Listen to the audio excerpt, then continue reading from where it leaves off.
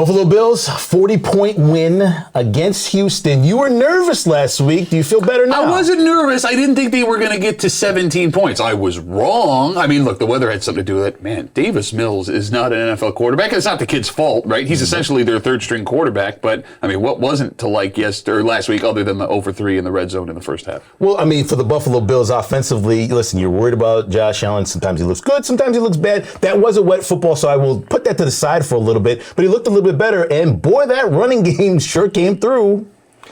Early on, before the season started, one of my Bills musts, 1,200 yards combined between Zach Moss and Devin Singletary. Because I think one of the things that the playoffs showed last year, they're not multiple when Brian Daboll gets pass happy. And they don't stick to the run. I think they can run it, and I think moving Spencer Brown to right tackle maybe gives them a little bit more beef up front that allows them to run.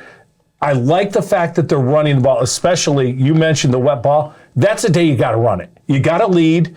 The weather's nasty. Only bad things that can happen to give a team a chance. They ran it well in the second half, and I was really happy to see that. Now the Bills defense, you know full well, that is a great shutout. They could have allowed a couple different points. It is a wet ball. Anything could have happened, but the Bills defense shut out again. 2 shutouts in 3 weeks. And even the game against Washington, right? Like, you're 2 weird plays away from holding them to 1, maybe no touchdowns. Yeah, I don't know what to think, man, because, like, there are legitimate problems on this defense. Like, that corner 2, whether it's Levi Wallace or whoever else they're going to throw back there, that's a problem.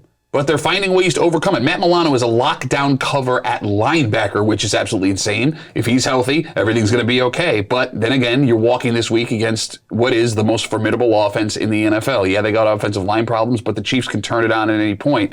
Can a defense that pitched 2 shutouts in 3 weeks keep up with a Kansas City team that the last 2 games they've played last season? What's interesting to me is the 2 games that they played last year, Sean McDermott and Leslie Frazier came in with 2 different game plans. The first game plan was they're not going to beat us throwing it. Well, Clyde Edwards-Helaire had 161 yards rushing in that game, and the Chiefs dominated the game through the ground, won easily. Playoffs, all right, we can't allow that to happen, but we'll play soft coverage in a zone and keep everything in front of them. You had Travis Kelce, I think he had 11 catches for like 130 yards, a couple touchdowns. Tyreek Hill, I believe, had 170 yards. What's the adjustment? You've tried 2 things.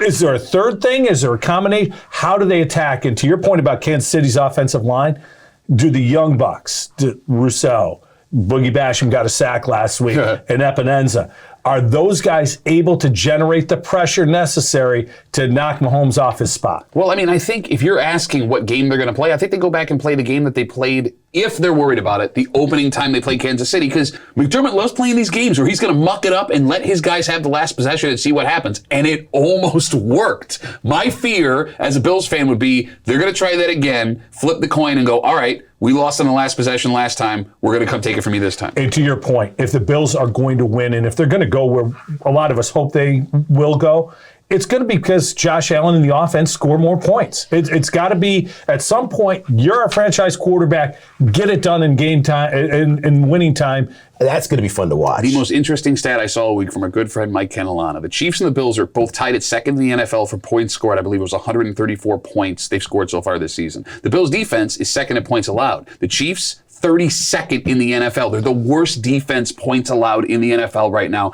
If you can't beat the Chiefs this week, it's never going to happen. Can't have a shootout.